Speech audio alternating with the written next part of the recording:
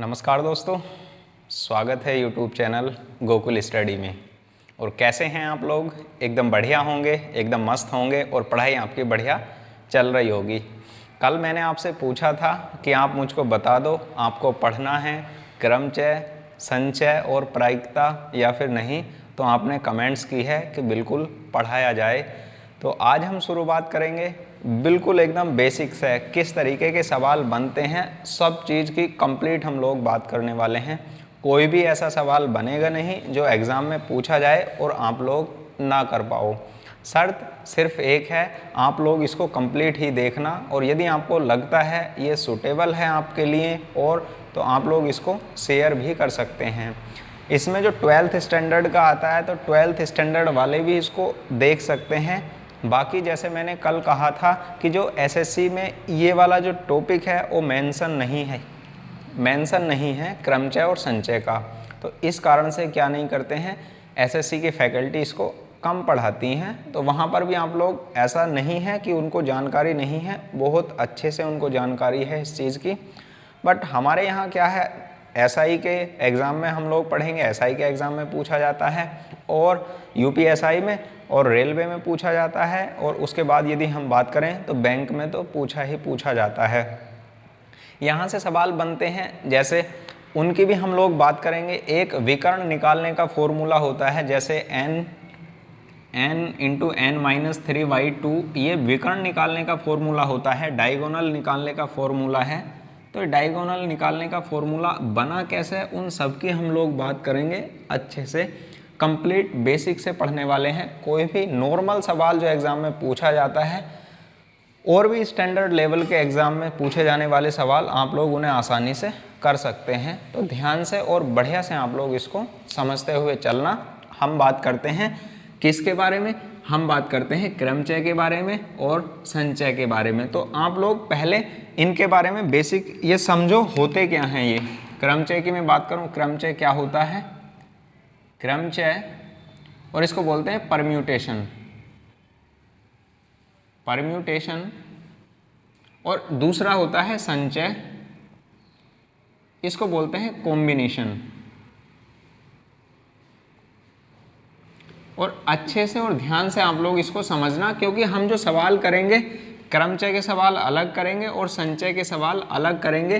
सिर्फ मैं आपको ये बता रहा हूँ इनमें डिफरेंस होता क्या है, उनकी हम लोग बात करते हैं। जैसे यहाँ पर दो फॉर्मूले देखने के लिए मिलते हैं, तो उनका प्रयोग हम किस प्रकार करते हैं और करते क्यों हैं, उनकी हम लोग यहाँ पर बात करने वाले हैं। तो सबसे पहला पॉइंट क्रमचय की मैं बात करूँ, डिफरेंस होता क्या है, क्रमचय का मतलब क्या है। क्रमचय का मतलब है आसान सा, यदि हम कोई भी वस्तु को, किसी भी, हमारे पास कोई भी प्रोडक्ट है, कोई भी बुक्स हैं, कोई भी वस्तु हो सकती है, तो इसमें किसी भी वस्तु को अरेंज किया जाता है कि किस वस्तु को कितने प्रकार से हम लोग अरेंज कर सकते हैं, यानी क्रम व्यवस्थित कर सकते हैं। जैसे हम बात करें यहाँ पर, हमारे पास बुक, यहाँ पर हम एग्जाम्पल के तौर पर समझ लें हमारे पास फिजिक्स की एक बुक है और दूसरी केमिस्ट्री की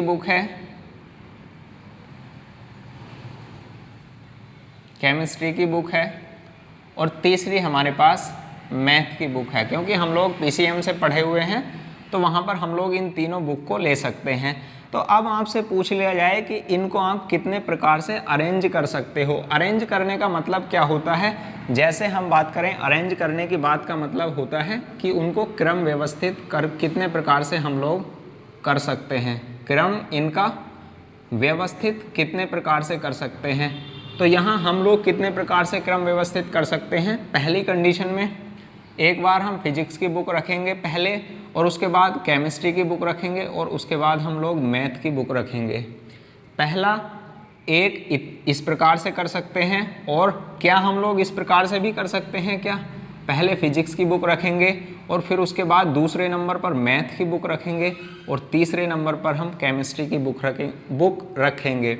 तो आप लोग कहोगे बिल्कुल हम लोग ऐसा कर सकते हैं। अब फिर और भी ऑफलाइन होते तो आप लोग इस बात को भी पूछते कि हम पहले स्थान पर क्या केमिस्ट्री की बुक नहीं रख सकते सर? तो आप बिल्कुल रख सकते हो, केमिस्ट्री रख सकते हैं हम, फिर फिजिक्स रख सकते हैं और उसके बाद मैथ रख सकते हैं।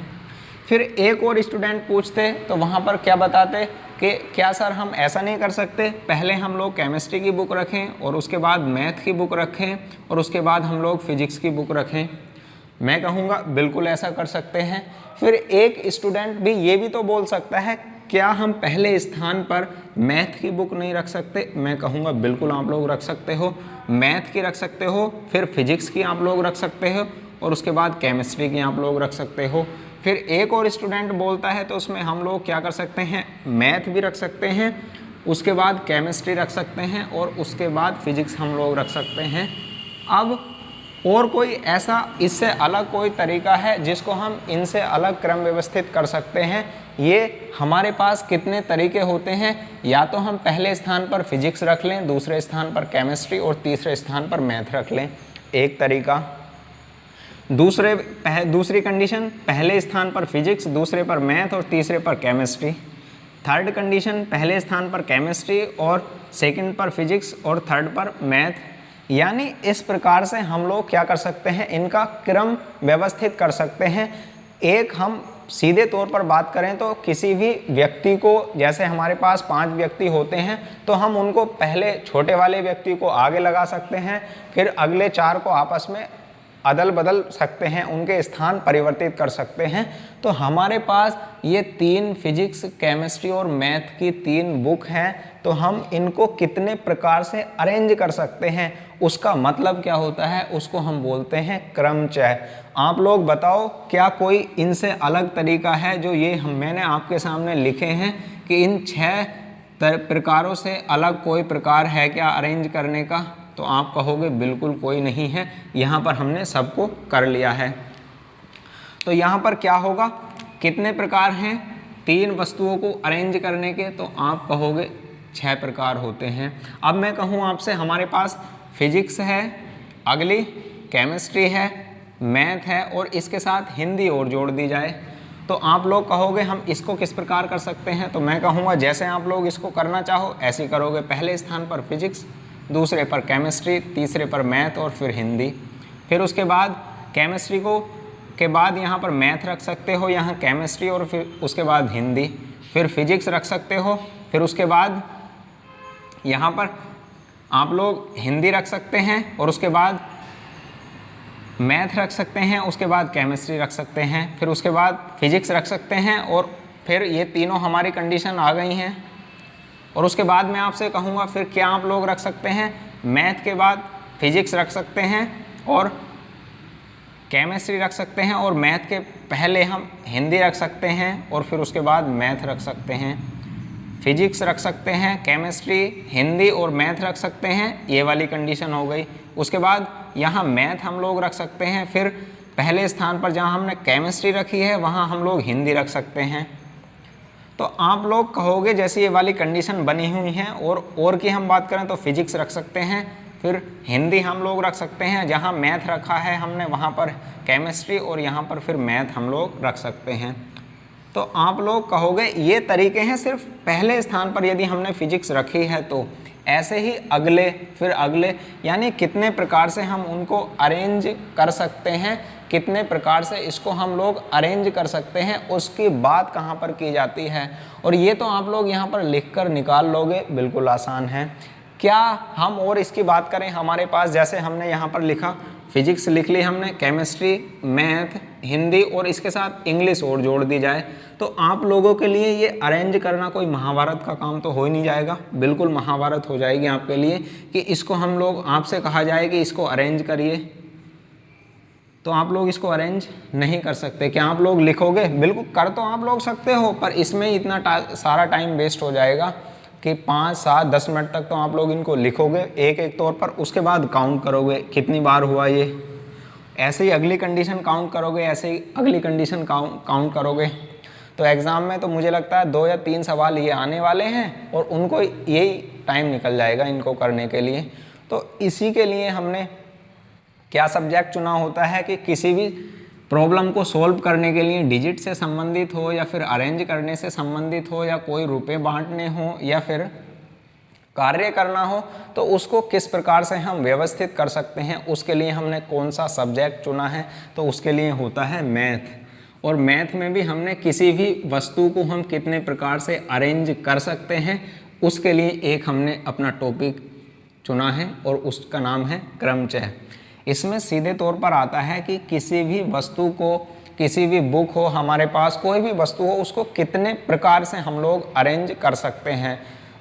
तो ऐसे तो हम लोग इसको लिखकर नहीं देख सकते, तो उसके लिए क्या कंडीशन है उसकी मैं अभी बात करूँगा। यहाँ फॉर्मूला क्या होता है उसका, यहाँ पर इसकी परिभाषा की हम बात करें तो परिभाषा क्या है, इसमें इसका बेसिक क्या है ये तो मैंने आपके लिए बताया, शॉर्ट कैसे करना है, फॉर्मूला क्या है, सब की बात करने वाले हैं। पर पहले आप लोग इसको समझ लो इसका बेसिक क्या है। इसमें किसी भी वस्तु को अरेंज किया जाता है, अरेंज किया जाता है यानी उस वस्तु का अरेंजमेंट किया जाता है कि कितने प्रकार से हम अरेंजमेंट कर सकते हैं। जैसे हम बात करें पांच विद्यार्थी खड़े हुए हैं तो उनको कितने प्रकार से हम लोग अरेंज कर सकते हैं। हमारे पास कोई एक शब्द लिखा हुआ है तो उसको हम कितने प्रकार से अरेंज कर सकते हैं, वो सारे के सारे सवाल यहाँ पर बनने वाले हैं। चाहे हमारे पास 10 वर्ड का क्या आ जाए, हमारे पास शब्द आ जाए, और चाहे हमारे पास 5 का आ जाए, 3 का आ जाए, हमारे पास कितने भी वर्ड्स का हमारे पास कोई भी शब्द आ जाए, उसको आसानी से हम लोग किस प्रकार कर सकते हैं, उसी के लिए हमने क्या चुना है, क्रमचय। और इसकी परिभाषा की बात की जाए तो यहाँ पर परिभाषा के तौर पर मिलता है, इसमें किसी भी वस्तु को जो दी गई है उसका क्या किया जाता है, अरेंजमेंट करते हैं हम लोग। यहाँ अरेंजमेंट लिख लो, इसको अरेंजमेंट करते हैं उसका। और अब हम लोग यहाँ पर बात करें संचय का मतलब क्या होता है। संचय की हम बात करें तो संचय हम किसको बोलते हैं, तो यहाँ पर क्या होता है, क्रम व्यवस्थित करना होता है, अरेंजमेंट करना होता है। और यहाँ पर है कि किसी भी वस्तु का हम लोग जैसे सिलेक्शन कितने प्रकार से कर सकते हैं। जैसे कोई 3 व्यक्ति हैं तो उनमें से कितने व्यक्ति को हम चुन सकते हैं, यदि उनको उनमें से कोई 2 को चुनना हो तो कितने प्रकार हो सकते हैं चुनने के, उसको हम बोलते हैं संचय। इसमें किसी भी वस्तु का, किसी भी बॉडी का, किसी व्यक्ति का क्या किया जाता है, सिलेक्शन किया जाता है। जैसे हम लोग यहाँ पर बात करें, देखो इधर हम सेम लेते हैं, यहाँ बुक 3 बुक हम लोग लेते हैं, फिजिक्स, केमिस्ट्री और मैथ हैं। और फिजिक्स, केमिस्ट्री और मैथ में से हमने कहा है कि कोई भी 2 बुक को, कोई भी 2 बुक का सिलेक्शन हमें करना है, चुनाव हमें करना है, तो कितने प्रकार से हम चुन सकते हैं, यहाँ पर ये बात की जाती है। तो आप लोग क्या कहोगे, तो आप लोग क्या कंडीशन लोगे, पहले आप लोग 2 वस्तु हमें चुननी है, 2 बुकें हमें चुननी है, तो पहले आप लोग फिजिक्स और दूसरे स्थान पर आप लोग केमिस्ट्री ले सकते हो। फिर उसके बाद आप लोग क्या कर सकते हो, फिजिक्स की बुक ले सकते हो, और उसके बाद आप लोग मैथ की बुक ले सकते हो। और फिर आप लोग क्या कहोगे, केमिस्ट्री ले सकते हो, और फिर उसके बाद मैथ आप लोग ले सकते हो। तो आप लोग कहोगे कि क्या हम लोग ऐसा नहीं कर सकते क्या सर, केमिस्ट्री ले सकते हैं और फिजिक्स ले सकते हैं। तो मैं आपसे ये बोलूँगा कि यहाँ पर अरेंज नहीं करना है। तो चाहे आप लोग फिजिक्स और केमिस्ट्री बोल दो, चाहे आप लोग केमिस्ट्री या फिर फिजिक्स बोल दो, तो उसमें से 2 ही बुक का हमें सिलेक्शन करना है, 2 ही बुक का हमें चुनाव करना है। तो आप लोग यदि चुनाव की बात की जाए तो कितने प्रकार से हम चुन सकते हैं, वहाँ पर कोई भी 2 बुक को, यदि हमारे पास 3 बुकें दी हुई हैं और उनमें से किसी 2 बुक को चुनना है तो हम लोग कितने प्रकार से चुन सकते हैं। तो आप कहोगे यहाँ 3 प्रकार से हम उनको क्या कर सकते हैं, चुन सकते हैं। 3 प्रकार से चुना जाता है, चुन सकते हैं। तो यहाँ पर आपने देखा, यहाँ क्या आती है कंडीशन, यहाँ सिलेक्शन किया जाता है, सिलेक्शन का मतलब अरेंजमेंट किया जाता है यहाँ, और यहाँ पर क्या किया जाता है, यहाँ सिलेक्शन किया जाता है। क्या फॉर्मूला होता है इसका, किस प्रकार से एग्जाम में सवाल करने हैं, उनकी सबकी मैं बात करने वाला हूँ। एक नॉर्मल सा सवाल भी मैं आपको बताऊँगा, परेशान आप बिल्कुल मत होना। यहाँ पर अरेंजमेंट कर लिया है, तो अरेंजमेंट हम इस तरीके से कर सकते हैं, पहले स्थान पर इसको चेंज कर सकते हैं, दूसरे स्थान पर इसको चेंज कर सकते हैं। जबकि सिलेक्शन में तो चाहे आप लोग फिजिक्स बोल दो या फिर केमिस्ट्री बोल दो, या केमिस्ट्री बोल दो या फिर फिजिक्स बोल दो, बुकें तो हमें 2 ही चुननी है। तो वहाँ पर क्या हुआ, इसके प्रकार कैसे होते हैं, यहाँ पर जब सिलेक्शन करते हैं तो वहाँ कम आता है आंसर, और यहाँ पर जब हम अरेंजमेंट करते हैं तो वहाँ अधिक आंसर आता है। तो उसका मतलब आपको समझ में आया होगा। तो यहाँ पर क्या करते हैं, इसकी परिभाषा की मैं बात करूँ, इसमें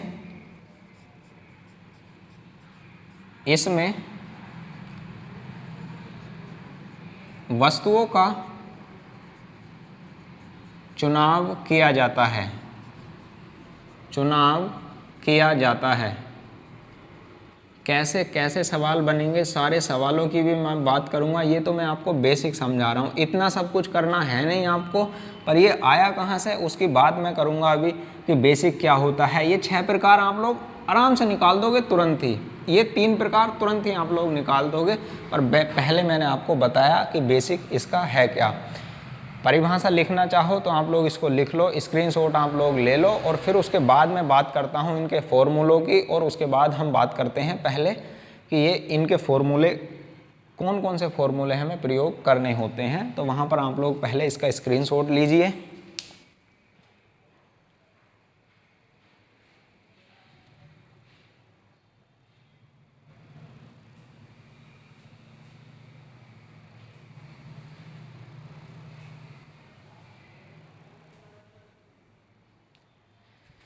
लिया होगा आपने स्क्रीनशॉट। अब हम बात करते हैं इसका फॉर्मूले की करना हमें किस प्रकार है। तो आंसर तो आप लोगों को पता चल गया होगा, एक का 3 है, एक का 6 है।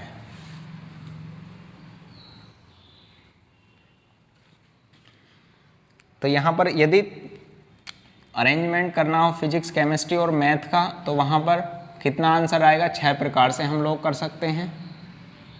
और यहाँ पर मैं बात करूँ इनका सिलेक्शन करना हो फिजिक्स, केमिस्ट्री, मैथ का, कोई 2 बुक का सिलेक्शन करना हो, कोई 1 का सिलेक्शन करना हो, तो कितने प्रकार से कर सकते हैं, 3 प्रकार से हम लोग ऐसा कर सकते हैं। अब बात आती है यदि हमारे पास ये आ जाए कि यहाँ physics, chemistry, math, Hindi, English और भी कोई सब्जेक्ट लिखा हुआ है, इकोनॉमिक्स ले लो यहाँ पर, और तो अब आपसे पूछ लिया जाए कि इसका अरेंजमेंट कीजिए, तो आप लोग ऐसे कर सकते हो कि जैसे मैंने अभी बेसिक करके लिख कर दिखाया था आपको। तो आप कहोगे कर तो सकते हैं पर 2 दिन लग जाएंगे, 3 दिन आपको लग जाएंगे इसको ही करने में। ऐसा है नहीं 3 दिन, बाकी टाइम बहुत खर्च हो जाएगा। और उसके बाद यदि मैं आपसे कहूँ यहाँ पर फिजिक्स लिखो, केमिस्ट्री, मैथ, हिंदी, इंग्लिश, और उसके बाद इकोनॉमिक्स और भी कोई यहाँ पर जोड़ दी जाए सब्जेक्ट, तो वहाँ पर उसकी कंडीशन में क्या आप लोग इसको कितने प्रकार से कोई भी 2 बुक का सिलेक्शन कर सकते हो। यदि आपसे कहा जाए इसमें से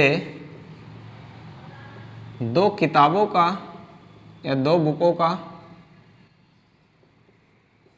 इसमें से 2 किताबों का कितने प्रकार से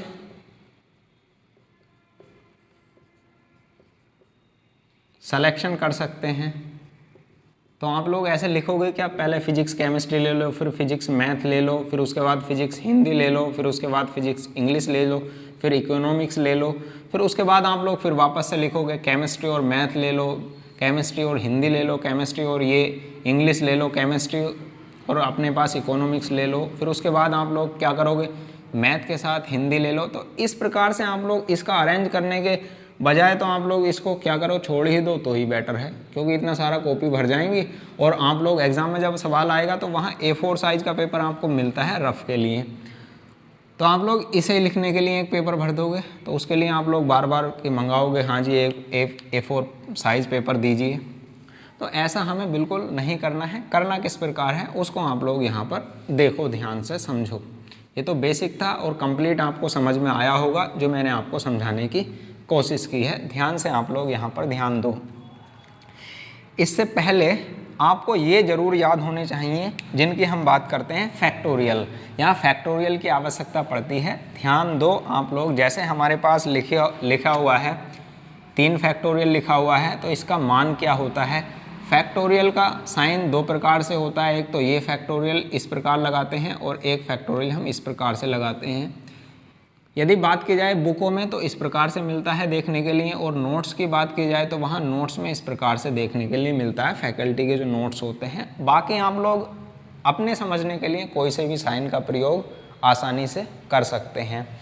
अब हम बात करते हैं यहाँ जैसे फैक्टोरियल 3, इनका मतलब क्या है, तो यहाँ पर इसका मतलब हो वापस आपको चलना होगा 3 गुणा 2 गुणा 1 गुणा यहाँ पर 0 फैक्टोरियल। यदि बात की जाए यहाँ पर, यहाँ 0 नहीं, यहाँ तक 1 तक लिखो, अभी बात करूँगा तो 4 फैक्टोरियल, 4 गुणा 3 गुणा 2 गुणा 1, यहाँ 5 फैक्टोरियल, 5 गुणा 4 गुणा 3 गुणा 2 गुणा 1 बराबर। अब यहाँ से बात की जाए जैसे इसका मान कितना होता है 3 फैक्टोरियल का, तो आप लोग कहोगे इसका मान होता है 6 यानी 6। और यहाँ बात की जाए 4 फैक्टोरियल की तो कितना होता है, तो आप कहोगे 24 होता है। अब मैं आपसे पूछूं 5 फैक्टोरियल का मान कितना होता है, तो आप कहोगे इनको गुणा कर दो, वही आंसर आ जाएगा, तो आप कहोगे 120। और ऐसे ही मैं निकालूंगा 6 फैक्टोरियल का, ऐसे ही मैं निकालूंगा 7 फैक्टोरियल का, और ऐसे ही मैं निकालूंगा 8 फैक्टोरियल का, और ऐसे ही मैं निकालूंगा 9 फैक्टोरियल का, इधर मैं लिखूँ 9 फैक्टोरियल, और उसके बाद ऐसे ही मैं निकालूंगा 10 फैक्टोरियल का। अब ध्यान से आप लोग यहाँ ध्यान दो, 2 फैक्टोरियल लिखा है तो उसका मान कितना होगा, तो आप कहोगे 2 गुणा 1 तक वापस खोल दो इसको, तो आंसर क्या हो जाएगा 2। अब मैं पूछूं आपसे 1 फैक्टोरियल का मान कितना होगा, तो आप कहोगे 1। और अब बताओ आप लोग वापस कहाँ तक खोलोगे, तो अब ध्यान से आप लोग इस बात को समझना, ये सारी की सारी चीज़ें हम वापस खोल कर चलते हैं, तो वहाँ पर जब हम बात करें तो ये लास्ट तक खुलता है 0 फैक्टोरियल के साथ भी। तो 0 फैक्टोरियल का मान कितना होता है सीधे तौर पर एग्जाम में पूछ लेता है, इस बात को भी आप लोग यहाँ पर अच्छे से और ध्यान से याद रखना।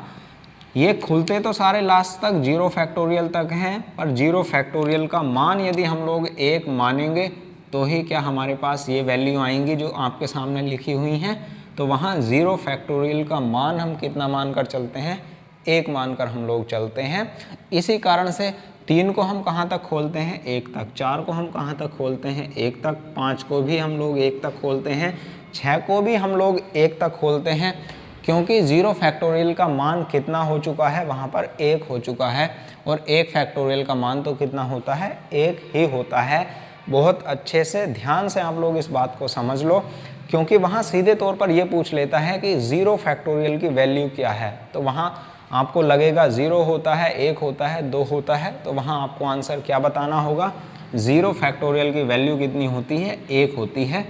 ऐसे ही हम इनका प्रयोग वहाँ पर करेंगे, अभी आएंगे इनका प्रयोग कहाँ करेंगे, क्यों इनको लिखा है मैंने, तो अभी आपको पता लग जाएगा किस कारण से इनको लिखा है, पर आपको याद करने होंगे ही होंगे, ये भी आप लोग ध्यान से समझ लेना। एक बार तो मैं इसको कंप्लीट बेसिक से हर चीज़ बता रहा हूँ आपको कि क्या होता है, कैसे करना है, उसके लिए तो आपको पढ़ना ही पड़ेगा। यदि आपको ऐसा लगता है 2 मिनट में मैं आपको सिखा दूं तो ऐसा हो नहीं सकता, तो वापस आप लोग जा सकते हैं छोड़कर, पढ़ने का कोई फ़ायदा आपका होगा नहीं। ये ज़रूर है आप पढ़ोगे तो सीखने के लिए पक्का मिलेगा। तो 6 गुणा 5 गुणा 4 गुणा 3 गुणा 2 गुणा 1 कितना मान हो जाएगा, तो वहाँ आप कहोगे 720 हो जाएगा। अब ऐसे लिखने की बजाय इतना सारा, तो मैं आपको लिख दूंगा यहाँ पर 7 से और मल्टीप्लाई करनी पड़ेगी यहाँ पर, तो आप कहोगे 7 से इसकी मल्टीप्लाई करनी पड़ेगी, तो 0 14 और 49 50 यानी 50 40। और उसके बाद मैं कहूँगा 8 से, तो आप लोग कहोगे ये बाकी वाली 8 की गुणा कर दो इससे, ये 50 40 जो लिखा है, तो 0 8 चौक 32 0 3 और 40, आप कहोगे 40 320। उसके बाद यदि मैं कहूँ आपसे 9 फैक्टोरियल के मान निकालो, तो 9 गुणा बाकी जो 8 फैक्टोरियल का मान है, तो 9 की गुणा यहाँ से करके निकाल लो, तो 0 18 27 और 1 28 और 0 2 आ जाएगा, 9 चौक 36। अरे कैलकुलेशन तो आपको करनी आती है ना, बिल्कुल आसानी से आप लोग कर सकते हो। यहाँ हमने किया है 9 से गुणा, 9 0 0 ये आ गया, 9 दूनी 18 ये आ गया, 9 तिया 27 और 1 28 यहाँ पर आ गया, कैरी 2 9 0 0 कोई नहीं और कैरी के 2 और 9 चौक 36। इस कारण से क्या आया 36 2880 और आपसे पूछा जाए 10 फैक्टोरियल का मान कितना होता है, तो आप लोग कहोगे 1 0 और इसके साथ हम लोग लगा देंगे, तो 362880 यहाँ पर मान आ जाएगा। बैंक का आप लोग एग्ज़ाम देते हो, रेलवे का एग्ज़ाम आप लोग देते हो, तो वहाँ और यूपीएसआई का आपको एग्ज़ाम देना है, तो आप लोगों के लिए ये वैल्यू यदि आपको याद होंगी तो आप लोग फास्ट कैलकुलेशन आप लोग कर पाओगे। नहीं तो मैंने आपको बता दिया है, वापस करते हैं हम किस तरीके से हैं, तो आसानी से ये आपको याद होने चाहिए। जब हम लोग सवाल इनके लिए करेंगे तो वहाँ पर चीज़ें आपको यहीं से हम लोग यूज़ करते हुए चलेंगे। जैसे हमारे पास शब्द आएगा, दिल्ली शब्द लिखा है हमारे पास, तो वहाँ पर इक्वेशन शब्द लिखा है हमारे पास, एप्पल शब्द हमारे पास लिखा है, तो वहाँ पर यदि 5-6 बार उनको अरेंज करना है तो हम डायरेक्ट तौर पर जिसमें 7 अक्षर हैं तो वहाँ पर 7 फैक्टोरियल का डायरेक्ट मान हमें लिखना पड़ेगा। 8 अक्षर हैं, 8 फैक्टोरियल का डायरेक्ट हमें मान लिखना पड़ेगा। तो आप लोग इनको आज धीरे धीरे आप लोग आज से ही इनको याद करना शुरू कर दो। वापस से 2-3 बार इनको लिख लो, कंटिन्यू आपके लिए हो जाएंगे। याद आप करोगे तो आसान हो जाएगा आपको क्वेश्चन करना। तो ये है, हमें ये याद करना है। अब हम बात करते हैं कि क्रमचय में किस फॉर्मूले का हम लोग प्रयोग करेंगे जिससे इनका प्रयोग होगा और आसानी से हम लोग सवाल कर सकते हैं। तो पहले आप लोग इसका स्क्रीनशॉट लीजिए, क्योंकि मैंने आपके लिए ये लिखे हैं, इनका आप लोग स्क्रीनशॉट लीजिए।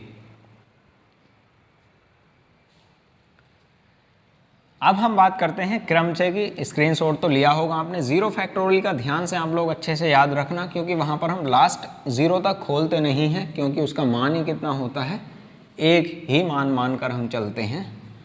ये आप लोग समझना। अब यहाँ पर हम बात करें तो यहाँ किसका प्रयोग करते हैं, ध्यान से इधर ध्यान दो आप लोग बोर्ड पर। यहाँ पर यदि परम्यूटेशन की बात की जाए तो उसको लिखते हैं, यदि हमारे पास संख्याएं दी गई हैं, कोई भी संख्या,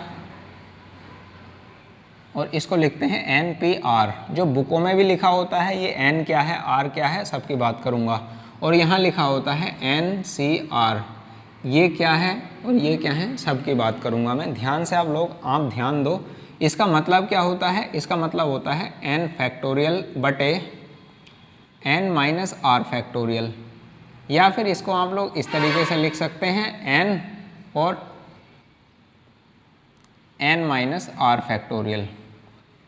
और इसको खोलना है हमें तो क्या लिखना है, N फैक्टोरियल बटे R फैक्टोरियल और N माइनस R फैक्टोरियल, या फिर इसको इस प्रकार लिख सकते हैं N बटे फैक्टोरियल R और फैक्टोरियल N माइनस R। अब आप लोग ध्यान दो जरा बोर्ड पर। अब बात हम करें, ये क्या है हमारे पास और ये क्या है हमारे पास, N क्या है, R क्या है, और यहाँ पर N क्या है और R क्या है।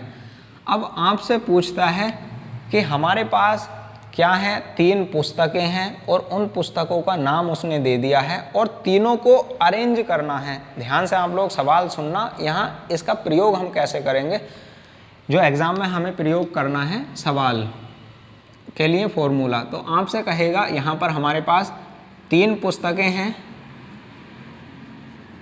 3 पुस्तकें दी गई हैं। यहाँ पर पुस्तकों के साथ शब्द आ जाएगा, कुछ भी आ जाएगा, सवालों में हम बात करते हुए चलेंगे क्या क्या आएगा। 3 पुस्तकें दी गई हैं जिनको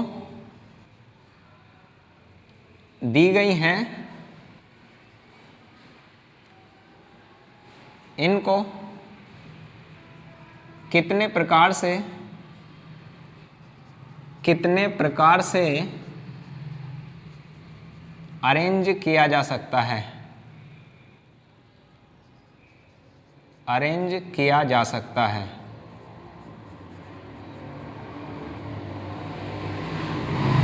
और यहाँ पर बात की जाए, यहाँ 3 पुस्तकें दी गई हैं। कॉमनली आपको समझाते हुए चल रहा हूँ, ऐसा नहीं कर रहा कि पहले ये समझा दिया फिर ये अलग अलग एकदम पूरा बढ़िया तरीके से समझाते हुए चल रहा हूँ मैं आपको। मिक्स आप लोग बिल्कुल नहीं करना। इसके सवाल कैसे आते हैं, इसके सवाल कैसे आते हैं, उनकी सबकी बात करूँगा अलग अलग, और मिक्स की भी बात कर लूँगा। जैसे मिक्स सवाल आते हैं वहाँ पर उन सब की बात कर लूँगा, पर आपको कंटिन्यू देखना ही पड़ेगा क्योंकि इतना बेसिक से आपको मिले कहीं और तो वहाँ भी आप लोग पढ़ सकते हैं। बाकी काफ़ी डिटेल से आपको मैंने समझाने की इसको कोशिश कर रहा हूँ, क्योंकि 12th स्टैंडर्ड वाला तो है नहीं, इसके लिए और थ्योरम पढ़ाई जाएँ, पर यहाँ पर जो हमारे कंपटीशन में आता है उसके लिए तो बहुत अच्छा है ये, जितना लेवल हम लोग पढ़ते हुए चल रहे हैं एकदम लास्ट से और ऊपर की ओर हम लोग चलेंगे। अब यहाँ हम बात करें, 3 पुस्तकें दी गई हैं, 3 पुस्तकें दी गई हैं। उन पुस्तकों में उनमें से कोई 2 पुस्तकों का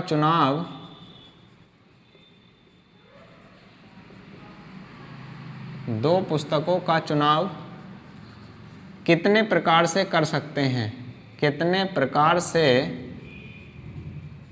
कर सकते हैं। यहाँ पर देखो क्या लिखा हुआ है, उनका अरेंज या अरेंजमेंट लिखना है। यहाँ पर अरेंजमेंट कर सकते हैं ये आता है, और यहाँ पर क्या लिखा हुआ है, चुनाव, या फिर हम इसको बोलते हैं कितने प्रकार से हम लोग सिलेक्शन इसका कर सकते हैं। अंतर तो समझ में आया होगा आपको। इसका प्रयोग क्रमचय का प्रयोग किस लिए करते हैं और संचय का प्रयोग हम लोग किस लिए करते हैं।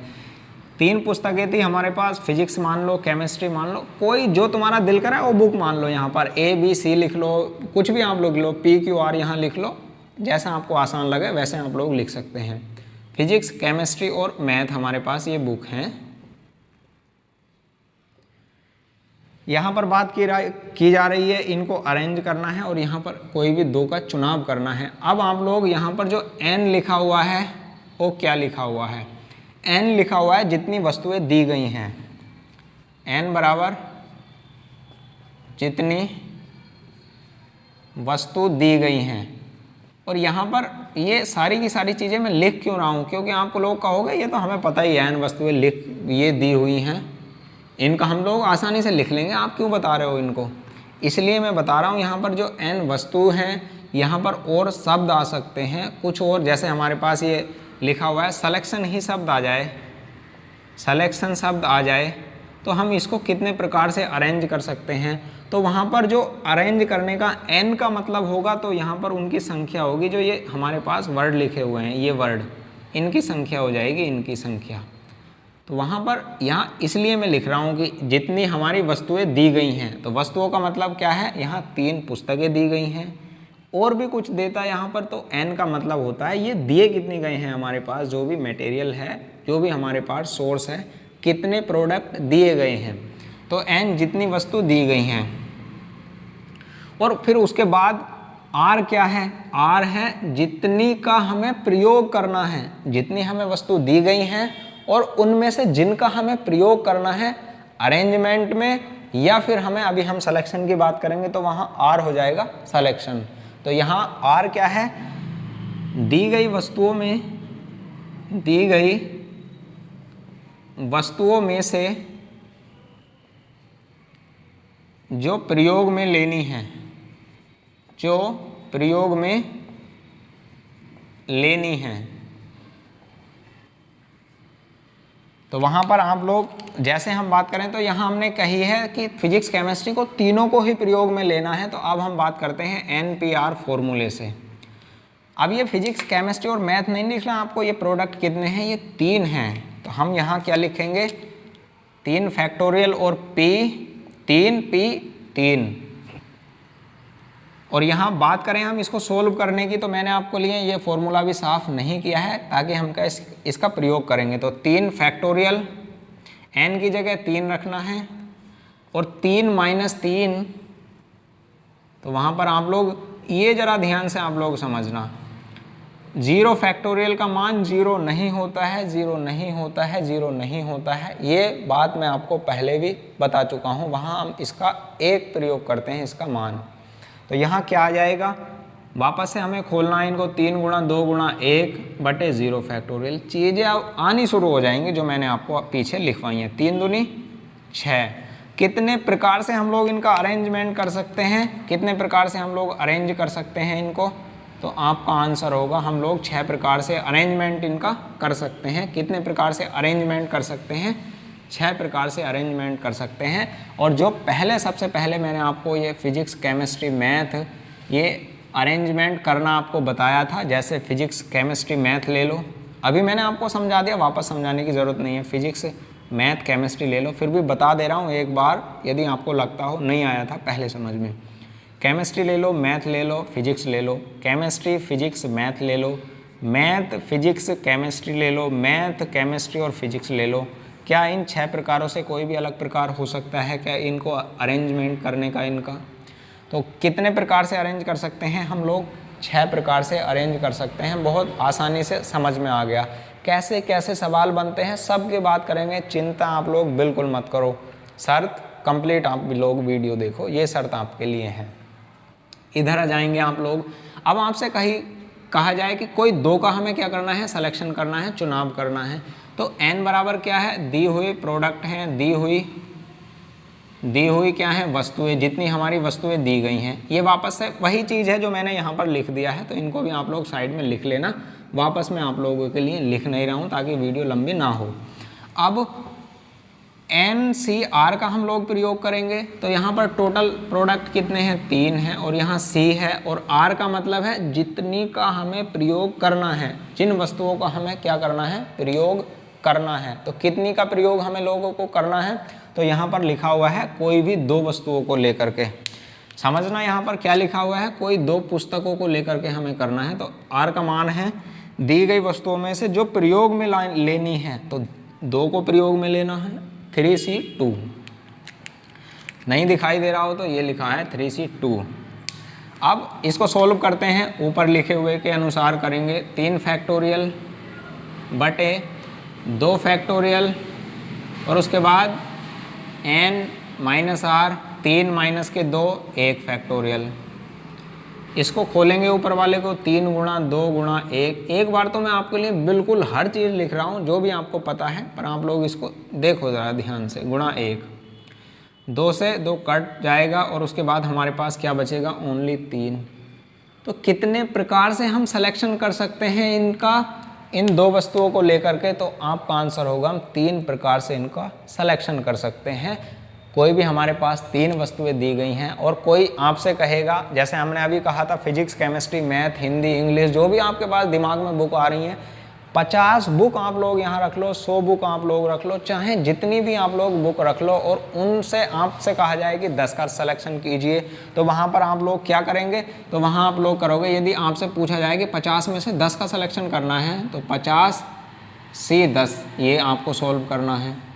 आपसे कहा जाए कि हमारे पास इतनी बड़ी संख्या आएगी नहीं, पर मैं आपको बता रहा हूँ यदि ऐसा आ जाए तो आपको खुशी, यदि करना हो तो कि हमारा पूरा दिन ऐसे वेस्टेज जा रहा है, तो आप लोग इसके लिए 50C10 को सोल्व कर सकते हैं। और आसान तरीके से इसको कैसे सोल्व कर सकते हैं उसको भी मैं आपको अभी बता देता हूँ। इसको और कैसे आसान तरीके से हम सोल्व कर सकते हैं, इतना सब लिखेंगे पर उसको और कम लिखना पड़ेगा हमको।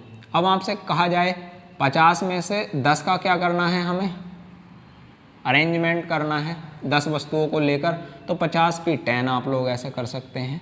तो वहाँ क्या लिखेगा, सब चीज़ लिखेगा सवालों में, जब हम बात करेंगे तो वहाँ हम लोग बात कर लेंगे कैसे सवाल बनते हैं। जो मैंने आपको समझाने की कोशिश की है आपने समझ ली होगी ये वाली बात। तो अब आप लोग इसका क्या कर लो, स्क्रीनशॉट आप लोग ले लो। कितने प्रकार हैं, यहाँ 3 प्रकार हैं, और यहाँ पर कितने प्रकार हैं, यहाँ 6 प्रकार हैं। ये भी आप लोग ध्यान से समझ गए होंगे। स्क्रीनशॉट आप लोग लीजिए इसका।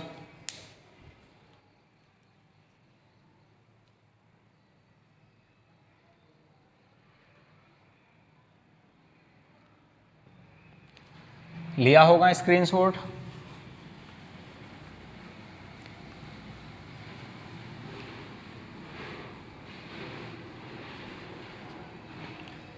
अब ध्यान दो आप लोग, जैसे हम बात यहाँ पर करते हैं, जैसे हमें इसको सोल्व करना हो, इसको निकालना हो, 20C3 हमारे पास लिखा हुआ है, इसको सोल्व करना हो तो आप लोग कैसे करना होगा हमें। तो इसका करने का क्या तरीका होता है, जैसे हमारे पास 20C3 लिखा हुआ है तो ऊपर वाले को हमें 3 बार खोलना है, 3 बार खोलने का मतलब कैसे है देखो, 20 है, 20 फैक्टोरियल है। एक बार फिर मैं फॉर्मूला लिख देता हूँ इसको, NCR n फैक्टोरियल बटे n minus r factorial into यहाँ पर r फैक्टोरियल भी आएगा। तो n की जगह क्या है 20 है, 20 फैक्टोरियल, और r की जगह 3 फैक्टोरियल। 20 में से 3 यानी n माइनस आर 17 फैक्टोरियल। और यहाँ पर क्या लिखना होगा फिर 20 गुणा 19 गुणा 18 गुणा 17 फैक्टोरियल। लिखो मत वापस क्योंकि नीचे हमें कट जाएगा। 3 गुणा 2 गुणा 1 गुणा 17 फैक्टोरियल, ये कट जाएगा हमारा 17 फैक्टोरियल का। उसके बाद ये कट जाएगा, 3 छंग 18, और उसके बाद 2 तिया 6। जो भी यहाँ पर आंसर आएगा उसकी हम लोग बात कर लेंगे। तो 57 गुणा 20, ये यहाँ पर आ जाएगा 0, 14 और यहाँ पर 11, 1140। अब आपसे पूछ लिया ये वाला हमें सोल्व करना है और आसान तरीके से, तो हम लोग कैसे कर सकते हैं, क्योंकि एग्ज़ाम में जब हमारे पास 2 सेकंड 3 सेकंड बचते हैं तो हमें बचाने ही चाहिए। किस प्रकार से हम लोग उनको बचा सकते हैं, ध्यान दो। अब यदि आपसे लिखा जाए यहाँ पर 20C 17 आपके लिए लिखा है, 20C 17 आपको लिखा है, तो आप लोग क्या करोगे, तो इस प्रकार से आप लोगों को करना है 20 गुणा ये हमारे पास 19 या 20 फैक्टोरियल गुणा 17 फैक्टोरियल गुणा 3 फैक्टोरियल, 20 गुणा 19 गुणा 18 गुणा। अब आप लोग ये बताओ ये कितने बार तक हमें खोलना होगा, तो आप लोग कहोगे यहाँ 17 बार तक खोलना होगा। अब 17 बार तक क्यों खोलना होगा, क्योंकि नीचे 17 आ चुका है इसलिए। और उसके बाद 17 फैक्टोरियल गुणा 3 गुणा 2 गुणा 1, इससे ये कट जाएगा। और ये 3 दूनी 6 और 6 तिया 18, 19 से 57 दूनी 114, 1140 ये आ जाएगा। अब आपसे पूछ लिया जाए यहाँ पर जैसे हमारे पास लिखा है, चलो ये तो वैल्यू सेम सी आ गई, आपने देखा ना ये वैल्यू और ये वैल्यू सेम सी आ गई। तो यहाँ पर जैसे लिखा है इसका मतलब क्या हुआ, 20C3 जहाँ पर लिखा है और वो किसके बराबर होता है, 20C 17 के बराबर होता है। कहने का मतलब क्या है, यदि जो मान यहाँ पर 20C3 का है वही मान क्या है 20C 17 का है। वो कैसे है, क्योंकि हमारे पास ये वैल्यू हमने निकाल दी कि आया कैसे है। अब कभी कभी आप लोग बताओगे ये क्यों बता रहे हो उसको कि ये वाली वैल्यू सेम है, ये वाली वैल्यू सेम है, तो ये तो आपने निकाल दी या हमने निकाल ली, तो इसके लिए बताने की क्या ज़रूरत है कि ये समान होता है। इसको तो हम देख ही सकते हैं, हाँ बिल्कुल समान है। तो वहाँ पर आपको यदि इस प्रकार सवाल देता है यहाँ से कि ये तो हमारे पास क्या है 3 + के 17 बराबर कितना दिया है 20 होता है, तो उसका मतलब क्या है ये 20C3 और 20C 17 का मान बिल्कुल सेम है। अब ये वाली वैल्यू और ये वाली वैल्यू इनको ऐड किया जाएगा तो कितना मान आएगा, इनका 20 मान आएगा, और 20 क्या है ये वैल्यू है। अब हमें सवाल अभी बात करूंगा मैं, इसको क्यों बताया मैंने। हमारे पास और भी यहाँ कोई संख्या हमें निकालनी है, जैसे 20C 13 निकालना है, या यहाँ 13 या ऐसे निकाल सकते 20C 4 हमें निकालना है। तो आप लोग कैसे करोगे, तो इसको करने का तरीका क्या है उसको यहाँ पर ध्यान से आप लोग सुनो। इसका मतलब है जैसे 20 लिखा हुआ है तो 20 को कितनी बार हमें खोलना पड़ेगा, 4 बार खोलना है हमको। इसको 20 को हमें यहाँ पर लिखे हुए अंक के अनुसार खोलना है, तो कितनी बार खोलना है, 4 बार हमें इसको खोलना है। तो 4 बार का मतलब है एक बार ये, उसके बाद 19 है, और उसके बाद 18 है, और उसके बाद 17 है। फिर हमें नहीं खोलना, क्योंकि जितनी बार यहाँ लिखा है उतनी बार ही हमें खोलना है। 1 2 3 और 4 हो गए। और उसके बाद ये वाली वैल्यू 4 गुणा 3 गुणा 2 गुणा 1 ये लिखना है, और उसके बाद हमारा आंसर यहाँ पर आएगा, जो भी आना है आंसर। और यदि आपसे कहा जाए 20C 16 लिखा हुआ है यहाँ पर, तो आप लोग इसको क्या 16 बार खोलोगे या फिर नहीं खोलोगे, तो उसको भी आप लोग ध्यान से समझो। इसको आप लोग 20 को 16 बार नहीं खोलोगे, फिर उसका मतलब क्या है 16 बार खोलने का। ये 4 बार खोला इसलिए है हमने, क्योंकि यहाँ पर जो वैल्यू आई थी हमारे पास एक वैल्यू तो ये आती है जो n माइनस आर में से घटाकर जो यहाँ पर बचता है उसको हम लिखने की बजाय क्या कर देते हैं, पहले ही काट देते हैं। जैसे यहाँ पर समझो इधर को 20 फैक्टोरियल बटे 16 फैक्टोरियल और गुणा 20 में से 16 जाएंगे तो 4 फैक्टोरियल, और इधर 20 गुणा 19 गुणा 18 गुणा 17 गुणा 16 बटे यहाँ पर 16 फैक्टोरियल और यहाँ भी फैक्टोरियल लिखना है, और 4 फैक्टोरियल गुणा 3 गुणा 2 गुणा 1 फैक्टोरियल 1। 16 से 16 हमारा यहाँ पर कट जाएगा। तो इसको लिखने की बजाय हम लोग क्या करते हैं, इनका अंतर और देख लेते हैं। यदि अंतर कम आता है तो उतनी बार ही हमें खोलना पड़ेगा। अब ध्यान से आप लोग देख लो, इस चीज़ को लिखने की बजाय 16 फैक्टोरियल और टाइम ना हमारा खर्च हो तो उसको हम क्या कर लेते हैं, सीधे तौर पर ऐसे चेक कर लेते हैं कि कम से कम अंतर कितने का है, उतनी बार ही हमें खोलना होगा। अब ध्यान से आप लोग देखो, यदि हमारे पास 20C4 लिखा हुआ है तो उसका मान कितना होता है, तो आप लोग कहोगे ये वैल्यू जो भी आएगा उसको आप लोग निकाल लेना। और यदि आपके पास 20C16 लिखा हुआ है तो उसकी वैल्यू क्या होगी, तो आप लोग ध्यान से यहाँ पर देखो, 20 है, 19 है, 18 है और 17 है। 20 है, 19 है, 18 है और 17 है। 4 3 2 1, 4 3 2 1। क्या ये वाली वैल्यू समान हुई या फिर नहीं हुई? 20C4 बराबर 20C16, तो आप कहोगे बिल्कुल समान हुई, और जैसे आपने निकाल कर बताया है। तो इसका मतलब क्या है, इसलिए हम लोग ऐसा करते हैं ताकि हमारा और लिखना हमें अधिक ना पड़े, इसलिए हमें कम से कम लिखने की ज़रूरत हो तो उसके लिए हम क्या कर लेते हैं, यहाँ पर सिर्फ इतनी बार ही, जो कम से कम यहाँ पर दिखाई दे उतनी बार ही हम लोग खोलते हैं। और क्यों ऐसा करते हैं ये मैंने आपको यहाँ से समझा ही दिया है, ऐसा हम करते क्यों हैं। अब आप कहोगे कि हमारे पास ये वैल्यू बराबर है तो इसको आप लोग बता क्यों रहे हो बार बार। मैं इसलिए बता रहा हूँ, आपके पास यदि ऐसा सवाल पूछ लिया जाए NC3 बराबर NC5 लिखा हुआ है तो आप लोग n का मान बताओ, तो आपका n का मान क्या होगा। आप लोग ये ऐसा क्वेश्चन आपसे पूछ लिया, NC3 बराबर NC5 लिखा है तो n का मान बताओ, तो n का मान बताओ, n का मान बताओ। ये वाला सवाल लिख लेना, ये अलग है ना उसके लिए। तो आप लोग किस प्रकार से n का मान निकाल सकते हैं, तो आप लोग सीधे तौर पर डायरेक्ट कह सकते हैं कि हमारे पास जैसे 20C3 लिखा है, 20C17 लिखा है, तो आप लोग इनको और इनको जोड़ दो तो ये वाली वैल्यू आ जाएगी ये। तो आप लोग क्या करोगे, 3 + के 5 करोगे और ये आ जाएगा 8, तो आप कहोगे n का मान कितना है, 8 है। ये आपको इसलिए पता है ताकि आपने क्या किया है, इसको कंप्लीट पढ़ा है, प्रॉपर तरीके से पढ़ा है, इसलिए आपको पता है कि इनको हम डायरेक्ट तौर पर जोड़ सकते हैं।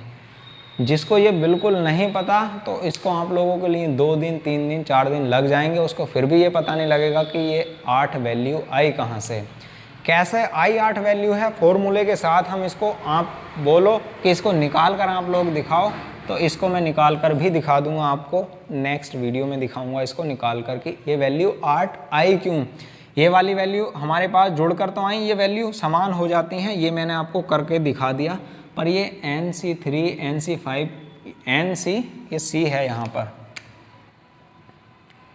NC5 लिखा हुआ है, तो ये 8 वैल्यू कैसे आई, इसको हम कंप्लीट अगली वीडियो में बता दूंगा मैं ये कहाँ से आई।